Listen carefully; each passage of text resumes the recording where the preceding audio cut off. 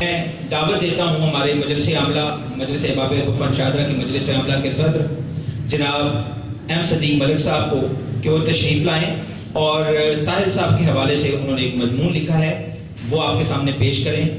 جناب ایم صدیق ملک صاحب آپ کی بھرپور کلام میں. یہ ساحل صاحب کے نام ایک شام کا پروگرام ہے اور اس میں آزاد مہدی صاحب جو کہ ادیبوں کا مان شاعر کی شان اور منفرد ناول نگار یہ تحریر محمود کے نام معلوم کرتا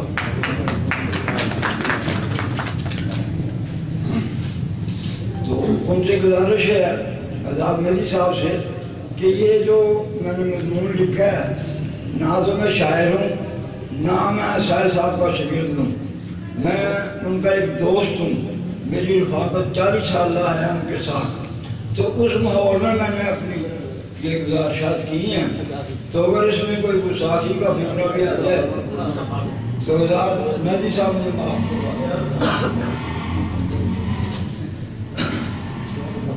تو جناب ہیڈنگ ہے کے ایل صاحب میرے مضمون کا ہیڈنگ ہے کے ایل صاحب ہمہ جیت شخصیت.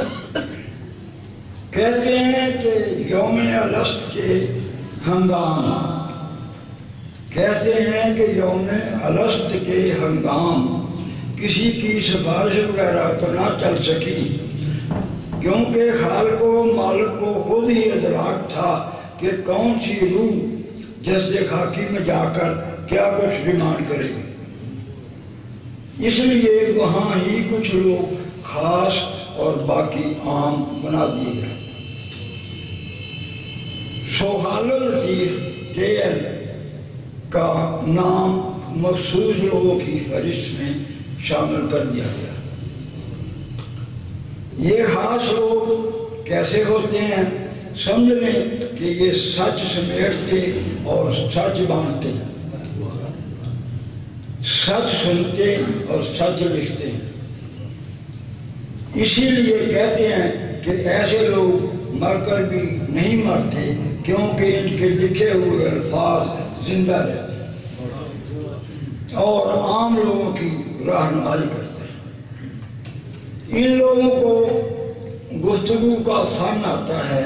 یہ بارمحل متوازن اور متاثر کن بات کرتے ہیں اور اس کا سلیقہ جانتے ہیں اور اکثر اوقات ایسی باتیں بھی جانتے اور لکھ جاتے ہیں جو عام لوگوں کی سوچ سے بھی ماورا ہوتی ہیں. اور شاعر حضرات بھی انہی خاص لوگوں میں شامل ہوتے ہیں. لطیف کا جیسے جب دنیا میں ورود ہوا تو شاہدرہ جیسی تاریخی بستی میں ظہور ہوا. مزے کی بات یہ کہ ان کی رہائش گاہ بھی ایک دم ترقی کر گئی اور وہ ایک نمبردار سے تحصیلدار کا مسئلہ بن گئی.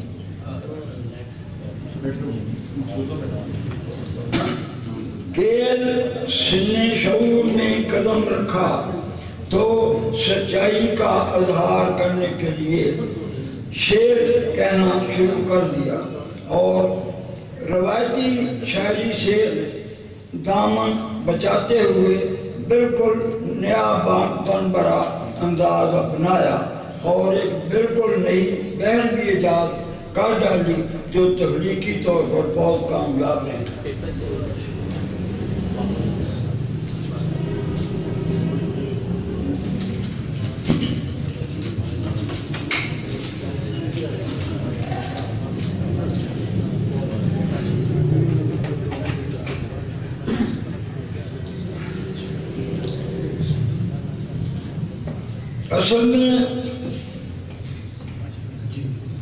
اصل میں مجھے مشورہ دیا گیا تھا کہ میں ان کا یعنی خالد لطیف کا خاکہ لکھوں لیکن میں نے کہیں پڑھ رکھا تھا کہ خاکہ لکھنے کو خاک اڑانے کے بجائے عادت چلتا چلا ہے. اس لیے میرے جیسا کوئی پختہ علم قد فہم اور کم ہمت شخص یہ کبھی بھی ایسی جرات نہیں کر سکتا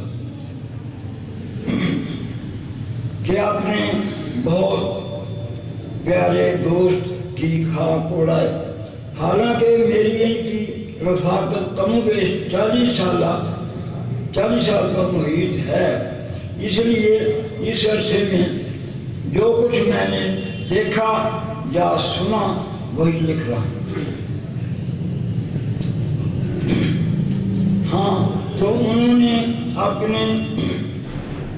انہوں نے رہنے کے لیے شہر کا انتہائی مشرقی کنارہ منتخب کیا کیونکہ انہیں چڑھتا سورج، چڑھتا دریا، چڑھتا طوفان، چڑھتی جوانی، چڑھتا نشہ اور چڑھتی اور سیڑھیاں چڑھتا حسن بہت پسند ہے.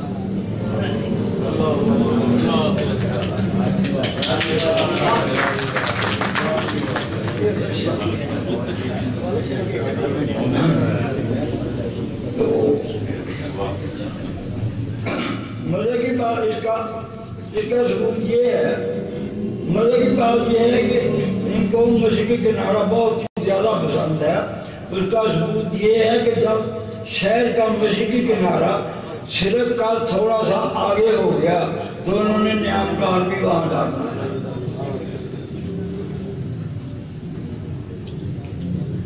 شاید انہیں بھینسیں اور ان کا تازہ دودھ بھی بہت مرغوب ہے کہ ان کی پہلی رہائشگاہ بھی اس محلے میں تھی جہاں جانور اور بھینسیں اور انسان اکٹھے رہتے تھے اور تازہ دودھ مہیا کرتی تھی. اور مزے کی بات یہ ہے کہ ان کا نیا مکان بھی وہاں ہے جہاں آس پاس بھینسوں کے باڑے ہیں. اور یہ اس محلے میں بھی پرانے محلے میں بھی ایسے ہی تھا اور یہ نئے محلے میں بھی خدا کے پڑوسی ہیں شاید ایک مکان کے فاصلے پر. ہاں یہ الگ بات ہے کہ موصوف خدا کے مہمان کم ہی بنتے ہیں.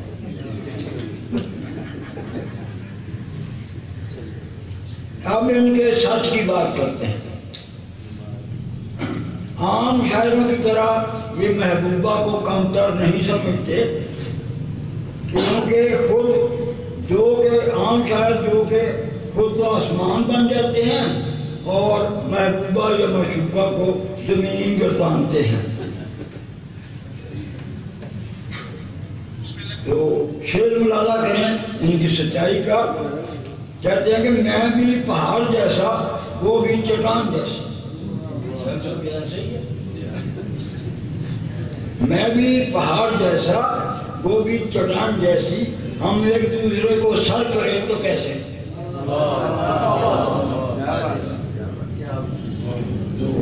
ان کا شعری پھول ارتقا پذیر ہوتا آگے بڑھتا گیا اور یہ کہہ اٹھتے ہیں کہ تیری سواری تلے آ کے مر گیا ہے جو، تیری سواری تلے آ کے مر گیا ہے جو تیرا قریب سے دیدار کرنے والا تھا.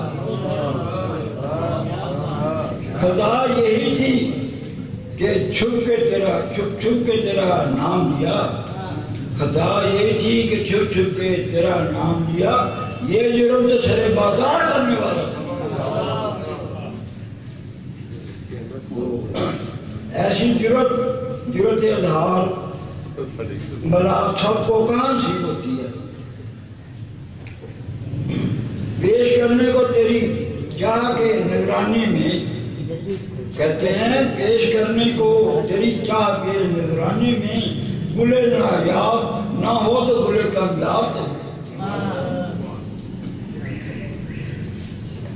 ہاں یہ دیکھیں ایسی تلک سچائی بھی کتنی آسانی سے انہوں نے اگل دی ہے. کہتے ہیں بے وفا آپ سے کچھ کم تو نہیں میں، بے وفا آپ سے کچھ کم کم تو نہیں، میں بھی تو اپنے وعدوں سے مکر جاؤں گا جاتے جاتے۔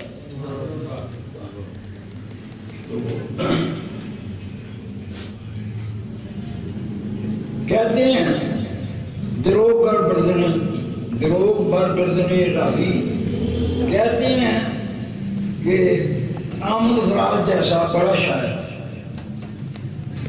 جب کبھی دوسرے شہر میں مشاعرہ پڑھنے جاتا تھا تو منتظمین سے شراب اور شباب کی فرمائش بلا تکلف کر دیتا تھا، مگر ساحل ایسا ہرگز نہیں کرتا۔ ہاں مکس مشاعرہ پڑھنا ذرا زیادہ مرغوب ہے،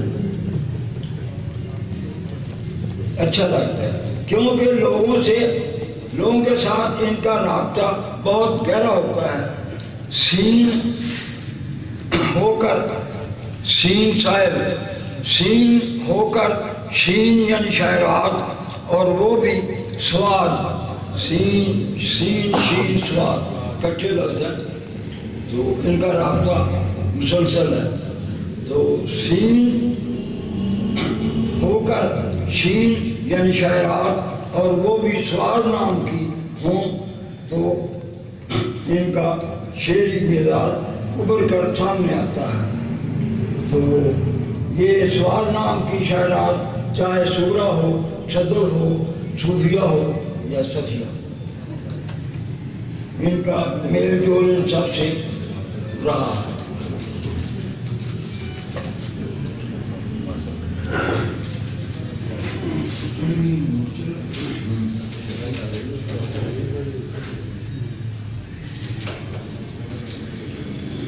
یہ بہت دھیمے انسان ہیں، کسی سے طرح بات نہیں کرتے، لڑتے جھگڑتے، کبھی کسی دوست نے ان کو نہیں دیکھا۔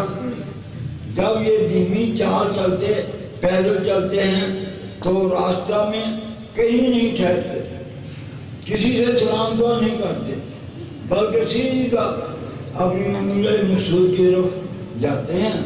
کہتے ہیں جذبہ، احساس اور توکل، کہتے ہیں جذبہ،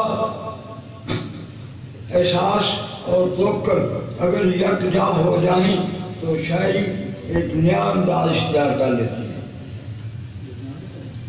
میں تیرے شہر کی ذرا سوچ اور احساس جذبہ دیکھے، کہتے ہیں میں تیرے شہر کے تاروں سے آ کر پوچھ لوں گا، میں تیرے شہر کے تاروں سے آ کر پوچھ لوں گا، بتاؤ چاند کا ٹکڑا کہاں ٹھہرا ہوتا ہے۔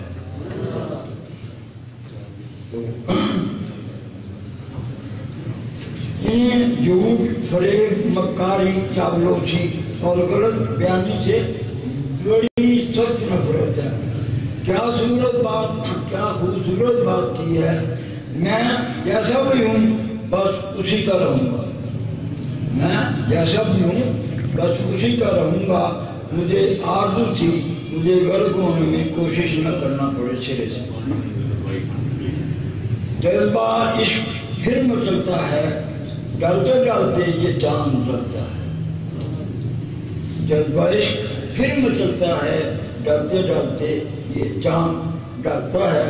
انہیں آؤٹ ڈور کھیلوں سے کوئی واسطہ نہیں، ہاں انڈور گیمز یہ بڑے انہماک سے کھیلتے ہیں، چاہے گیم کوئی بھی ہو۔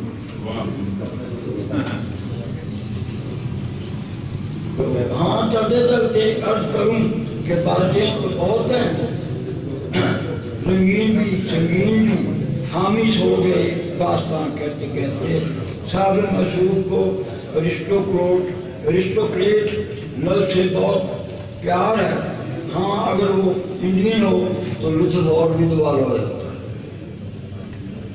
تو یہ کسی سے قد اور قدورت نہیں رکھتے، ہاں سلام دعا اور ضرورت سے غافل بھی نہیں رہتے۔ اللہ تعالیٰ سے دعا ہے کہ ان کی زندگی لمبی کرے اور ان کے حسن میں عطا فرمائے۔